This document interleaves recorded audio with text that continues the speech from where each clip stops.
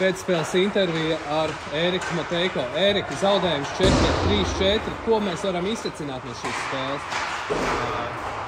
Es teiktu, ka mēs varam cīnīties pilnībā ar visiem un uzvarēt stipras komandas. Mums vienkārši jāizlabo savas kļūdas, kuras spēles laikā, bet kopumā mēs parādījām raksturu un nebeidzām spēlēt pēc tā, ka mēs bijām 2 vārtu zaudējums.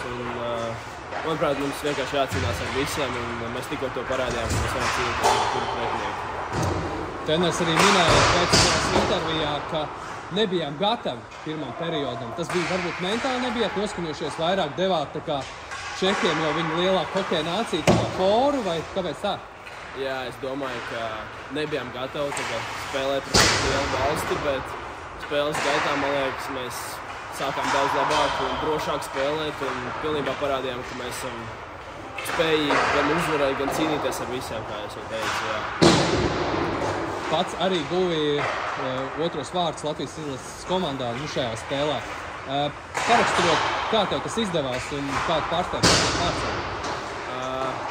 Sanāca tā, ka Čehi sāka mainīties, ieraudzīja brīvo laukumu, aizsargs iedeva labu piespēli caur visiem un sanāca iziet 1-0 un iemetu Vācagam pie savas gamatā.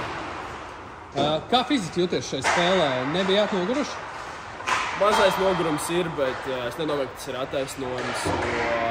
Jā, mēs gatavojamies šim ilgi, bet es domāju, ka mums katru spēli jābūt svaigiem un pašiem jādomā par savu ķermeni, lai būtu gatavs katru spēli. Un es domāju, ka nogurums nebija tā lieta, kas mums traucēja šodien. Ja tev jānosauc pāris lietas, ko vēlies uzlabot līdz nākamajai pārbaudas spēlē pret Norvēģiju, ko tu varētu izteikt?